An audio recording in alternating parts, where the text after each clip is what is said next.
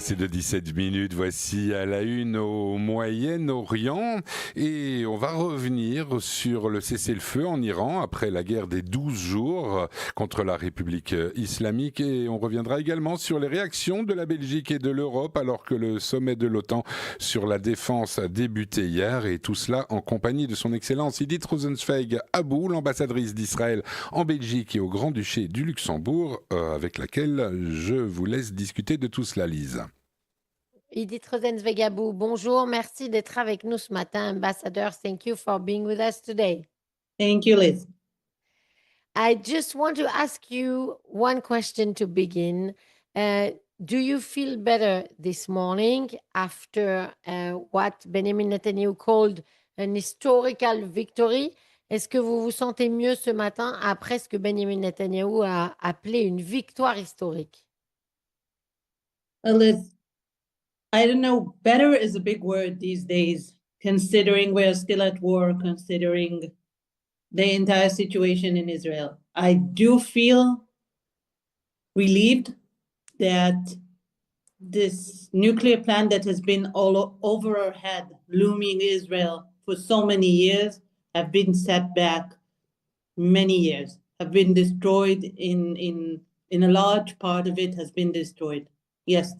And I think the whole world should be relieved as well. Alors, dire que je suis que ça va mieux, c'est un mot un petit peu trop fort, considérant la situation, le fait que nous sommes toujours en guerre. On rappelle au passage, une fois de plus, le sort des otages. Il y en a toujours près de 50 dans les mains du Hamas. Mais je peux dire que je suis au moins soulagée que la menace nucléaire qui pesait sur Israël depuis des années déjà ait été reculée. Et je pense que pour une large part, le monde entier devrait également en être soulagé. Talking about that, there were a lot of rumors in the American media this morning saying that the nuclear program of Iran has not been destroyed by the American bombings. What do you think about that? Justement, à propos de cette menace nucléaire iranienne, ce matin, il y a une grande polémique aux États-Unis et notamment dans les médias américains qui assurent que les frappes américaines n'ont pas détruit la majorité du programme iranien. Qu'est-ce que vous en dites? I think, first of all, it wasn't just the American attack.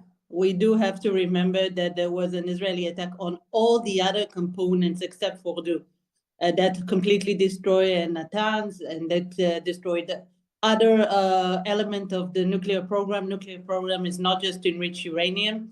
With all due respect to the CNN, it's I would say it is ridiculous to issue an estimate of the nuclear plan on the media within 2 days.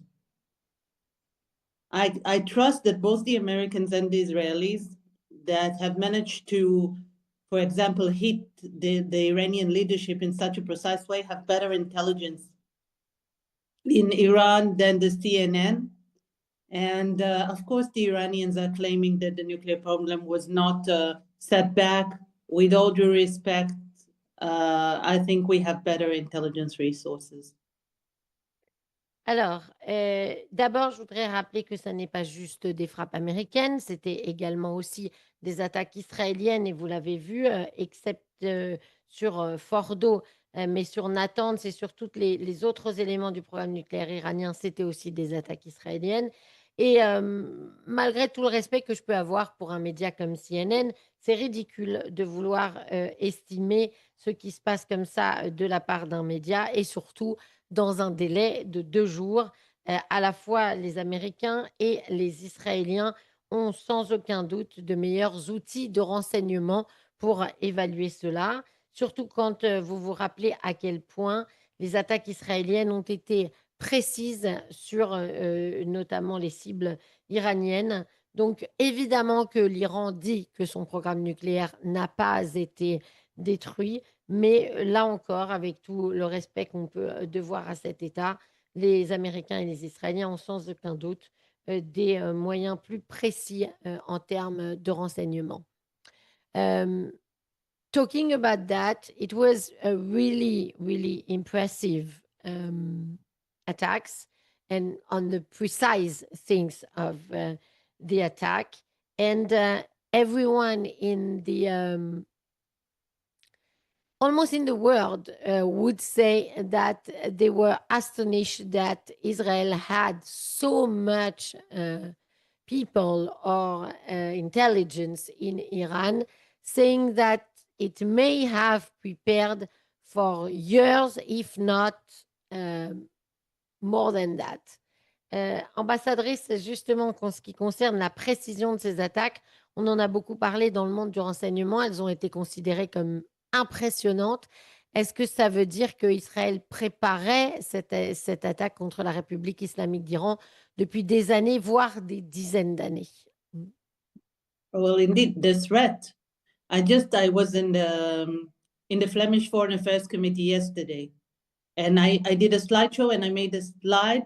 2005 already, we had threats from Iran to destroy Israel. It was then Ahmadinejad. Of course, Israel has seen Iran as an existential threat for a long time and has prepared accordingly. And I think you see the results right now.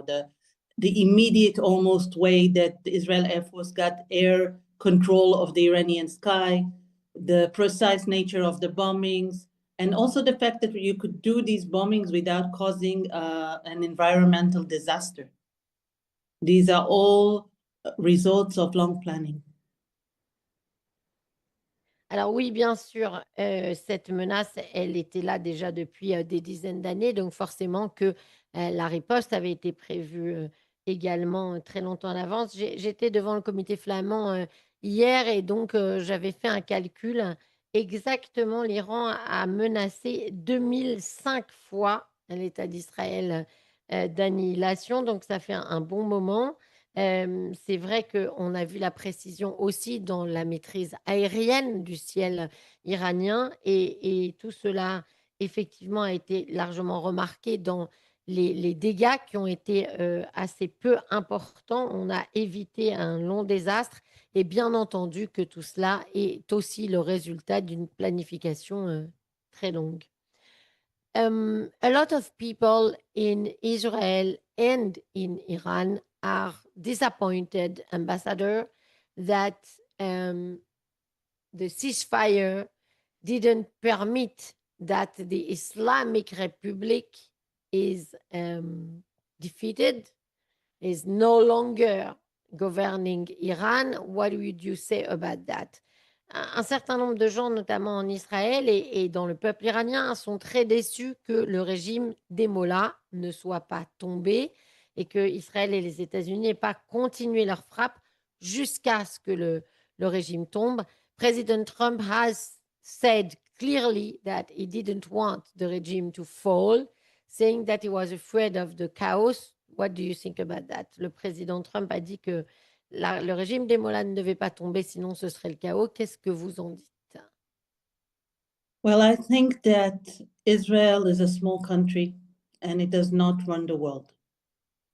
And its responsibility within all the problem that it has is to deal with the issues that threaten Israel. Of course, we are not friends of the Ayatollah regime. And of course, we wish that the Iranian people will overthrow the Ayatollah regime. But Israel, from the beginning, stated that the purpose of this operation, and that is also in compliance with international law, is to remove the imminent threat of nuclear attack from over Israel's head. There is no guarantee that Israel could, with the military means, overthrow the Ayatollah regime. You could see it in Afghanistan, for example. It is no guarantee that strong military actions could change a regime. It did weaken it substantially. Israel did hit headquarters of the Basij, which is the internal police that terrorizes the people, a famous jail of dissidents in Iran. It is up, and I don't think the story is over. I don't think this is over, and I think the Iranian people have an opportunity now, when the regime is weaker than ever, if they want and if they're strong enough to change the regime in Iran. Alors d'abord, je voudrais rappeler qu'Israël est un petit pays et qu'il ne dirige pas le monde. Et bien entendu que nous ne sommes pas amis avec le régime des ayatollahs, mais ça ne signifie pas que il fallait le renverser. C'est plutôt au peuple iranien de le renverser. Et il faut se rappeler que le but de cette opération israélienne, qui était clair et également par rapport au droit international, était d'enlever la menace nucléaire qui pesait au-dessus d'Israël. Personne n'a de garantie sur le fait qu'avec les moyens actuels de cette attaque, Israël aurait pu renverser ce régime, et ni même qu'une action militaire puisse le faire. En tout cas, c'est certain que le régime a été largement affaibli. Israël a touché notamment le quartier général des Bassiges qui répriment les dissidents et qui torturent leur propre peuple. En tout cas, ce que disait l'ambassadeur, c'est que l'histoire ne lui semble pas finie et qu'il y aurait peut-être maintenant une opportunité pour le peuple iranien de terminer le travail et de renverser ce régime. We were surprised that during those 12 days of really hard war against Iran, the proxies, allies of Iran, saying, for example, the Hezbollah, the Houthis, the militia in Iraq, didn't took part of the war. And that's a good news for Israel. But how do you explain it, ambassador? On a été un peu surpris que pendant ces 12 jours de la guerre assez difficile avec l'Iran qui se jouait, les proxys de l'Iran, c'est-à-dire le Hezbollah, les Houthis et les milices en Irak, ne soient pas quelque part venus au secours de leur maître. Et c'était bien pour Israël, mais comment vous l'expliquez, ambassadrice? Well, I think this is part of the change of the paradigm in our region at the moment, and especially Hezbollah, which was the biggest, most equipped, closest proxy of Iran in our region. And Hezbollah did not intervene because of a shift of the balance of power within Lebanon between Hezbollah and the other fractures of the Lebanese people. And this is, if we're talking back about changing the regime in Iran, this is a wonderful example of how people in their own country take control and exert their strength to prevent the engagement of Hezbollah in our region. And it is a result of the attacks against Hezbollah, because Hezbollah became weaker. If we're talking about 2 years ago, Hezbollah was the only one deciding what's going to happen in Lebanon, engaging whenever it wants. And now Hezbollah was restrained, and that is by its own people. And that is a very positive effect. And that also means that the ring of fire that the Iranians have built around Israel with Hamas and with the militias and with Syria also, completely different approach, and with Lebanon has came apart. It's a very important and strategic change for the security of Israel. Alors, tout ça, c'est une partie du changement de paradigme qui a eu lieu au Moyen-Orient, et particulièrement si on parle des proxys de l'Iran avec le Hezbollah. Le Hezbollah n'est pas intervenu dans cette guerre à cause de l'inversion de la force et du pouvoir aujourd'hui au Liban. Il y a 2 ans, le Hezbollah était le seul qui décidait dans ce pays. Aujourd'hui, ça n'est plus le cas. Et c'est un bon exemple, pour revenir à ce que vous me demandiez sur le régime iranien, d'un moment où le peuple, dans son propre pays, a repris le contrôle et changé la donne. C'est ce qui s'est passé avec le Hezbollah, et c'est aussi le résultat, évidemment, des attaques israéliennes contre ce mouvement terroriste chiite libanais, qui l'a largement affaibli. Et c'est également le fait de cette alliance du mal que Téhéran avait, qu'on appelle en anglais Ring of Fire, que Téhéran avait construit autour d'Israël. Et il y a eu beaucoup de changements au Liban, mais aussi en Syrie. On le voit, la situation n'est plus du tout la même. Et ça, c'est un changement stratégique excessivement important pour Israël et pour la région.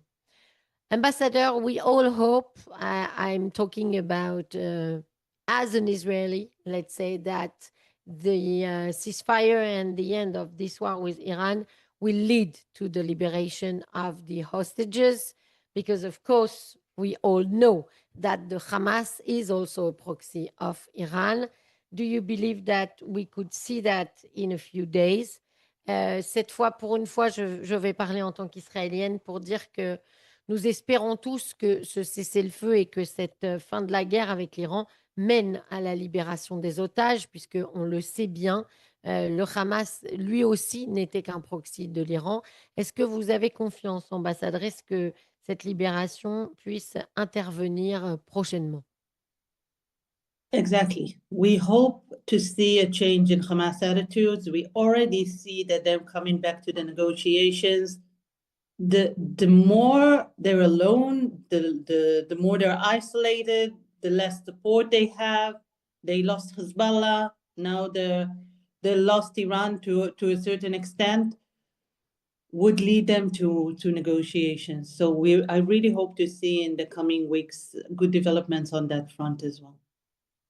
Oui, l'ambassadrice dit effectivement qu'elle est d'accord avec moi, que c'est exactement ce qu'on espère, de voir un changement dans l'attitude du Hamas, et elle pense que plus ils sont seuls et isolés, et effectivement, on a vu déjà un petit changement puisqu'ils sont revenus à la table des négociations, et si le Hezbollah n'est plus à leur côté et si l'Iran, dans une certaine mesure, l'est beaucoup moins, alors oui, ça aidera et ça les mènera absolument à la table des négociations. C'est ce qu'on espère tous.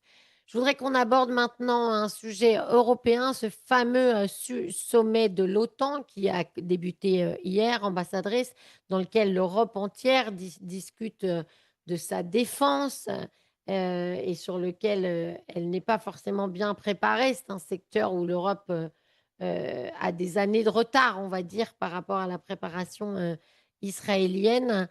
Est-ce que vous pensez qu'il va y avoir, du fait de cette fin de la guerre, un changement de position peut-être par rapport à Israël de certains pays européens? Ambassador, I wanted to talk about the NATO summit that is taking place from yesterday. And they are talking a lot about budget and increasing budget to defend the European people, which I think personally that Europe is really has years to go back because they didn't prepare enough for that. But would you say that the new situation in the Middle East will lead some European country to change their position towards Israel? Well, it's hard to predict. It seems like the Europeans are differentiating between very similar situations with Russia and with Iran. Not just similar, but also Iran and Russia are collaborating between themselves. With that said, I have to say that Israel is very involved in European protection and in European security. I think Israeli companies provide a very big portion of European air defense and drones and other advanced systems for Europe.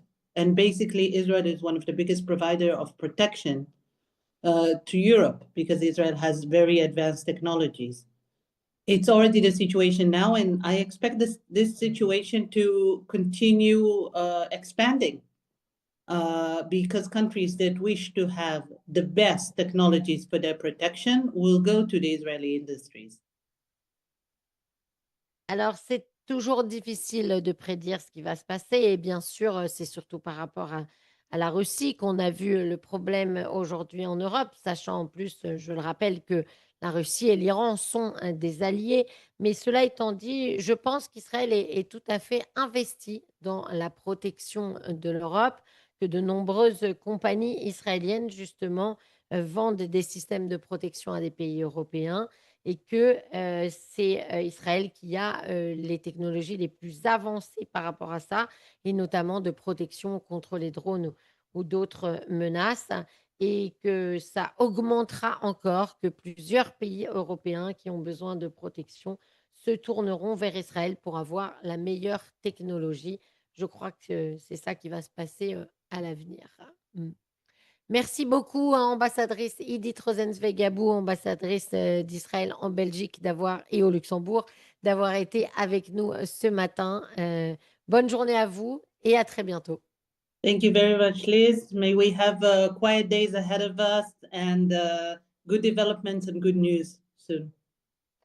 L'ambassadrice souhaite qu'on ait des journées calmes devant nous et des bonnes nouvelles. On est bien d'accord avec elle. Have a nice day. Thank you.